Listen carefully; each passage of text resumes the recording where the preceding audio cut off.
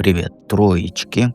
Сразу скажу, под этим видео напишите свой вариант на второй расклад. Например, первый, второй или третий. Он выйдет вечером сегодня.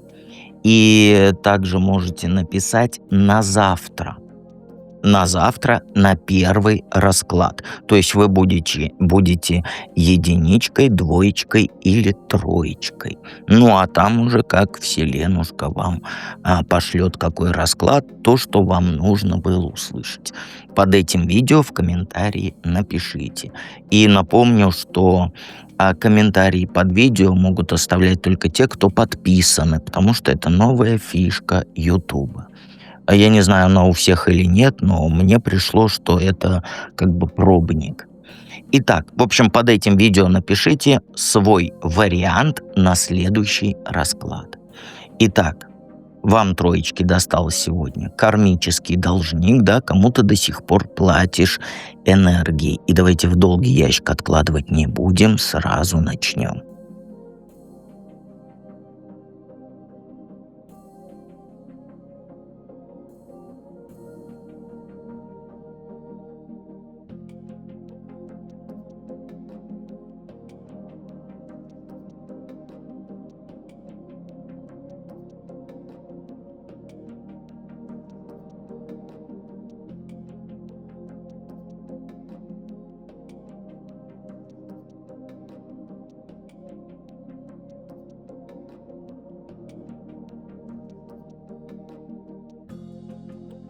Итак, троечки. Первый вопрос у нас: кому-то до сих пор свою энергию отдаешь, да, и почему остановиться ты не можешь?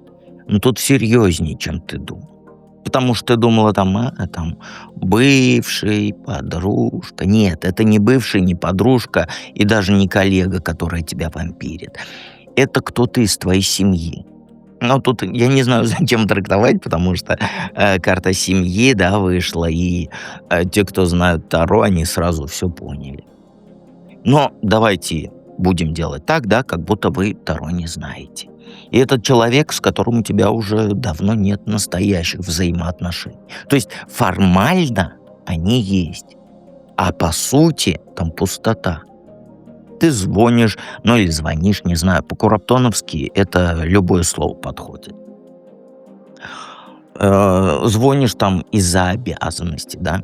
Приезжаешь к этому человеку только потому, что надо. И, как говорится, слушаешь одно и то же в сотый раз. И каждый раз уезжаешь от этого человека, как лимон выжатый. Как будто тебя вот взяли и выжили. Знаешь, что самое паршивое? Тебе кажется, что ты просто дочь хорошая. Ну или внучка хорошая. Или сестра хорошая. Ну, то есть это родственник. И неважно, то есть кто именно. Важно, что ты себе это объясняешь словами про долг. Ну, про то, что так положено, да, про то, что семья это святое, и нужно. А на деле, знаешь, что происходит? Этот человек для тебя уже давно эмоционально не существует. То есть ты не чувствуешь к нему того, что должна была бы чувствовать. То есть нет тепла, нет радости от общения, нет желания увидеться. Есть только чувство долга, да? Чувство то, что надо. И вот это надо, оно жрет тебя изнутри.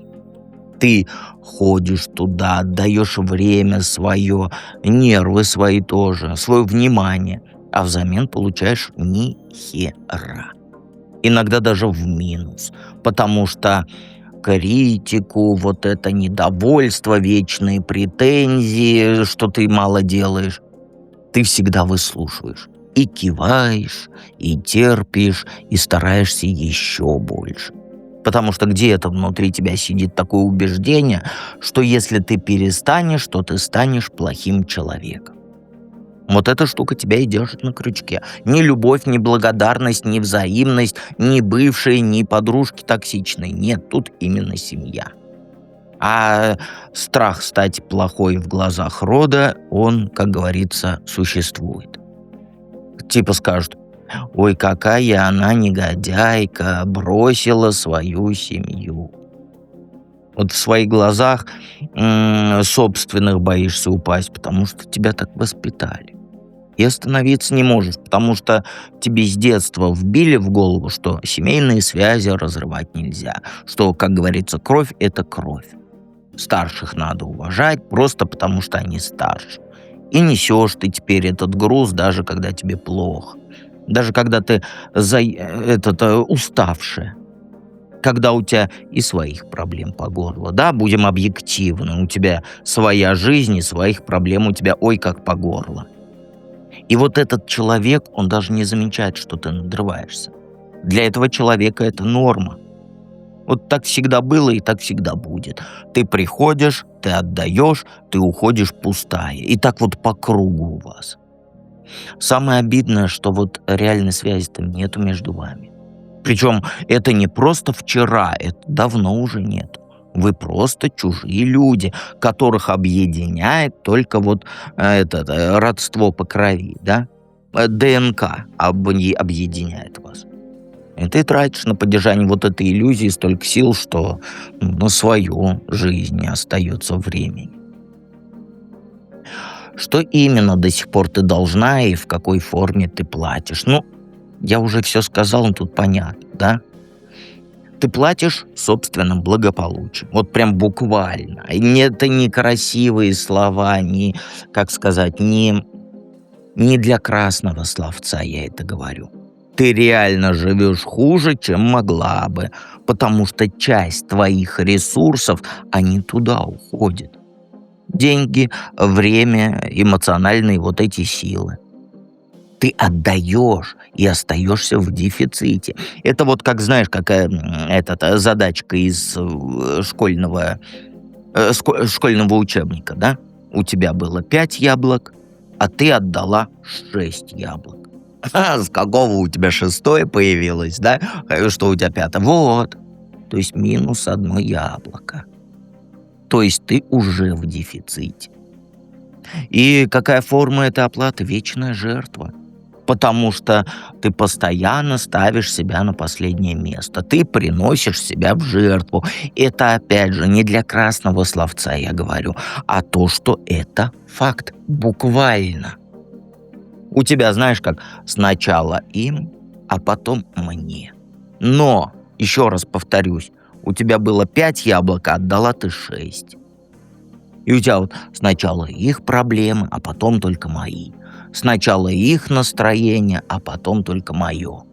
И это уже, знаешь, вот на автопилоте происходит, что ты даже не замечаешь. Ты просто вот выжата как лимон. Живешь в подвешенном состоянии.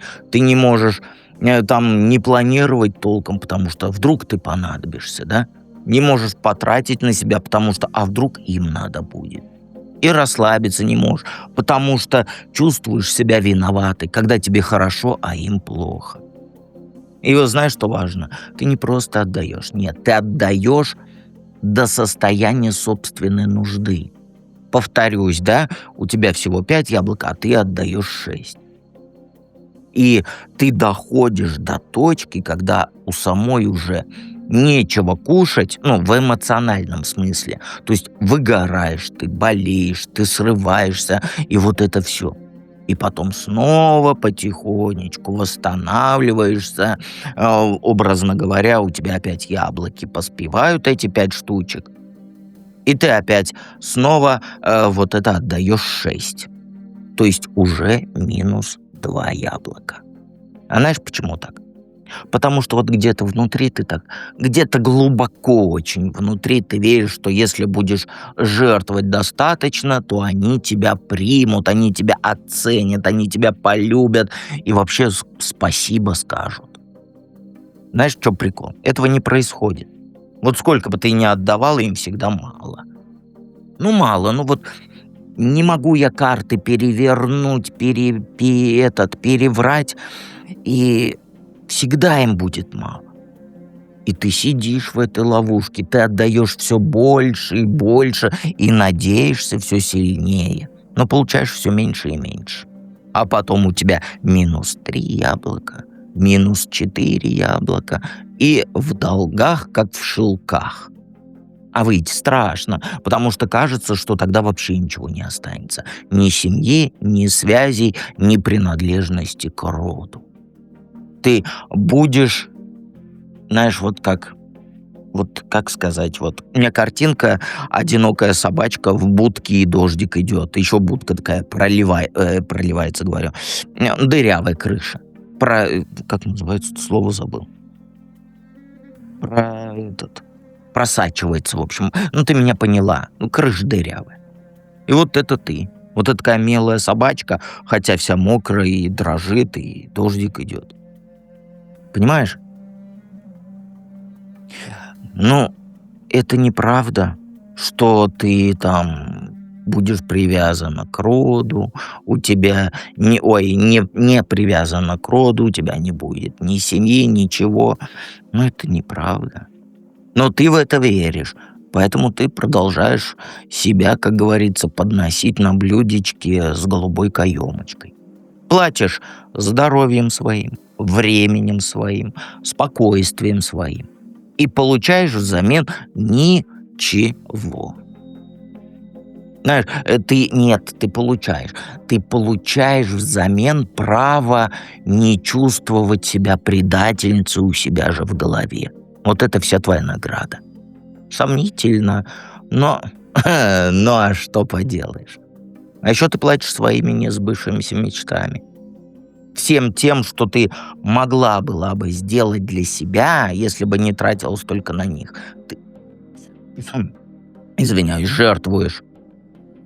Путешествия, которые не случились, там, на курсы хотела пойти, на которых денег не хватило. Отдых, который ты себе не можешь разрешить. Все это ушло туда, вот эту черную дыру семейного долга.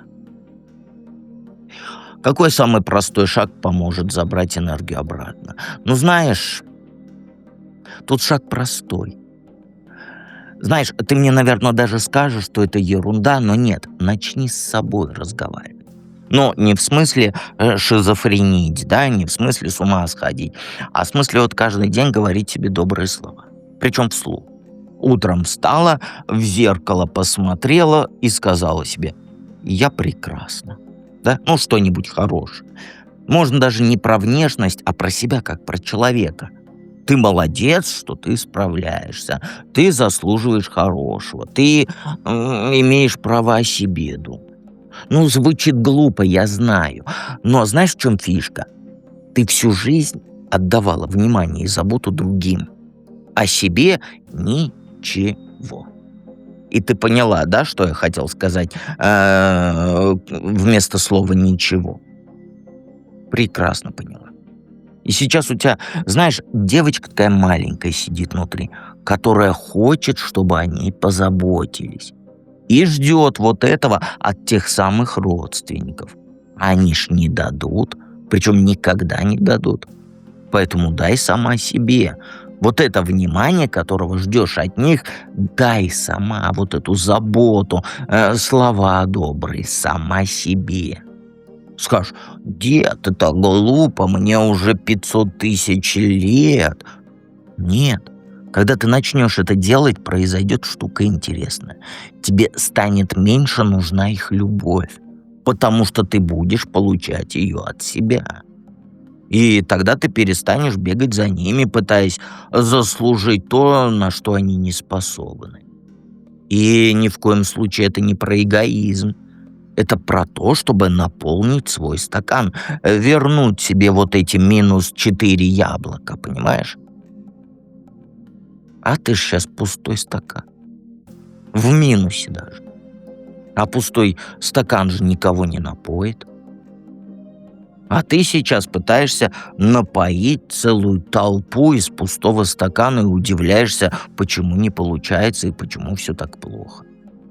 И каждый раз, когда тебе захочется позвонить им из чувства долга, да, и вот это вот все, сначала себя спроси: а что тебе сейчас нужно? Вот чего ты хочешь? И дай это себе. Например, отдохнуть хочешь — отдохни. Хочешь в тишине — посиди в тишине. Внимание хочешь — позвони тому, кто реально рад тебя слышать. Это переключит твой поток. Энергия, которая вот к ним текла, она начнет течь к тебе. Не сразу, не сразу, нет. Постепенно. Но постепенно ты почувствуешь, как становится тебе легче. И еще одна штука. Разреши себе мечтать о своей жизни. Не вот о том, как всем угодить, да, а о том, чего ты хочешь. По-настоящему, для себя, без вот этой оглядки на их мнение. Хочешь вот на курсы пойти — иди. Хочешь колпак клоуна одеть — одевай. Никто не против. Понимаешь? Это тоже часть возврата энергии. Ты забираешь обратно свое право хотеть. Понимаешь?